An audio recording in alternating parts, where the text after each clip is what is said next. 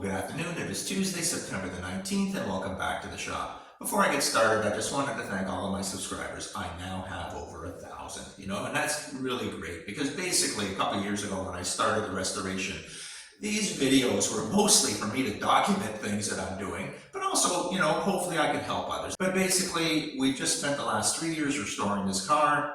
A lot of my subscribers joined just to follow along in the process, and a lot of them are people who have got one of these and who are in the middle of restoring or haven't even started yet. And all I can tell you is what I've said in my videos over and over and over again. Whenever you get frustrated with something, just walk away. I mean, the car's not going anywhere. And never work on the car when you're angry at it or when you just want to finish something. Don't do that, because then you'll regret it later. But basically, the longest journey starts with a single step, and that's the motto that I've used, and that held true pretty well for the last 3 years. So once again, thank you all for subscribing, and welcome to the channel. Now, there's a few things that I still have left to do to this car that are just driving me nuts. These are things that are just making me a little crazy. Number one is the passenger mirror constantly moves. No matter what I do, I set this up and it falls down and it moves and it rotates. And about a month and a half ago, I made a video where I thought I had solved it. I put some chalk dust or I put some grit in the ball and joint socket, thinking that that would help and stop it from moving, but it didn't do anything. So I thought, okay, let's take a look at this and try to figure it out finally. And this is what I found.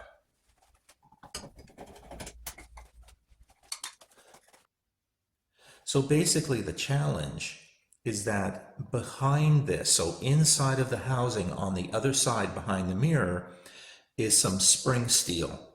That spring steel is connected in 3 positions like a tripod, and it encapsulates the ball. You can see there's the ball and there's the socket, and that plate sits behind there putting pressure on the back of the ball and socket. In my case, I thought by simply adding something abrasive to this ball and socket joint would stop it from moving, and that didn't help.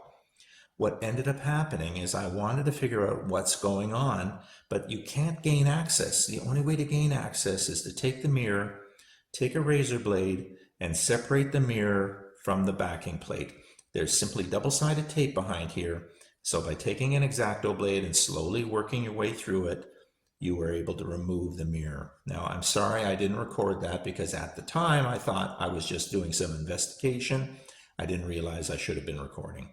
But what we have, by removing the mirror, behind the mirror you're going to see that spring steel. It is a tripod. It has 3 rivets holding it in. And guess what? As always, with every part you buy for this car, there's always something wrong.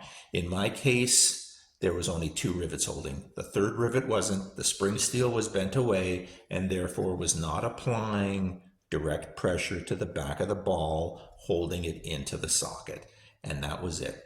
So you can see there's a little reference hole there. That was me. What I did is from the other side, I took my drill, I drilled through the casing, I tapped it, and then I put a screw onto that 3rd leg of the tripod, pulled that spring steel down, so now it has the 2 riveted contacts plus my 1 screwed in contact, and that spring steel is now applying direct pressure to the back of the ball, and this is, you can see, that is very hard to move. So this is now repaired the way it should have been in the first place. So that's problem number 1.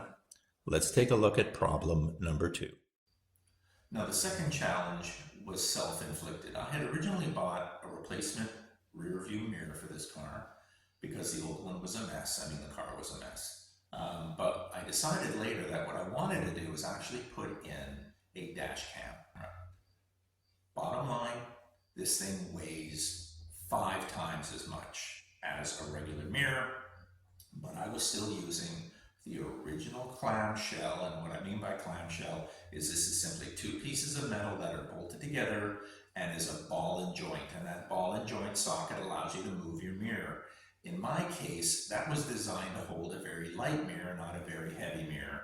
And what's been happening is I hit a bump and this mirror drops just like my passenger mirror used to as well. What we're going to do is we're going to take it apart and we're going to apply some Plasti-Dip. Now, the Plasti-Dip I have is a spray Plasti-Dip, but going by the name, They also sell one where you can actually dip components into it. Well, in my case, because these aren't something I want to dip, I'm going to be able to simply spray this rubberized compound onto the ball and socket, and therefore add a little bit of stiffness, or add some tension in there so that it doesn't fall apart. So the first thing we want to do is unscrew. There are simply 2 screws in this thing that hold it in place. Let's remove those screws. So you can see the way these work. So this is off of the mirror. I can't take the one off of the windshield without snapping it off of the windshield. I don't want to do that. But basically the ball goes into the socket, and then when you tighten the screws down, it applies some pressure in there, and of course there's that friction fit right there. And of course the same thing with the ball that goes on the mirrors or on the windshield side. It locks the two, and these don't slip around. But of course, no matter how much pressure I put, these things are going to move because it is steel on steel. And really what plastic dip is it is a sprayable, rubberized compound. And what we're probably going to end up having to do is 2 or 3 coats. So you can see this is what it looks like when you apply it. It is literally, like I said, almost looks like paint, but it is more substantive than that. It has a lot more rubber to it, but you can't just load it on. So what we're going to do is probably do 2 or 3 coats at once, about an hour between each coat. So through the magic of television, I'm going to be putting on about 2 or 3 coats, and for you it'll be only a few seconds. So let's get started. So I'm just going to apply some to the bracket, or the ball part that goes onto the mirror. There we go. And you can see it is just a black mass, but that is going to then dry up and harden, and then we're going to apply a little bit more, probably a 2nd coat to that one. Okay, magic for television. I put a couple of coats of the plastic dip on the ball, and of course on the sockets as well. Now, you probably notice one thing is, of course, this is literally a clamshell, and what it does is it traps the ball within inside of the socket, and then as you tighten this screw down, it pulls this together, making it tight on the ball and socket joint.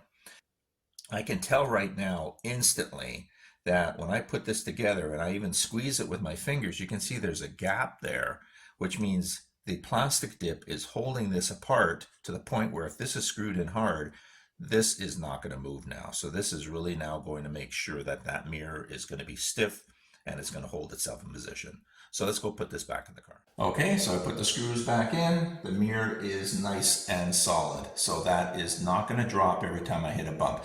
Now, if you're running a standard old car that has this type of clamshell and a ball and socket joint, you more than likely don't even have a problem because your mirror is so light. But as I said before, this is a dash cam. So if you don't have one of these big heavy mirrors, you probably didn't have to even do the things I had to do.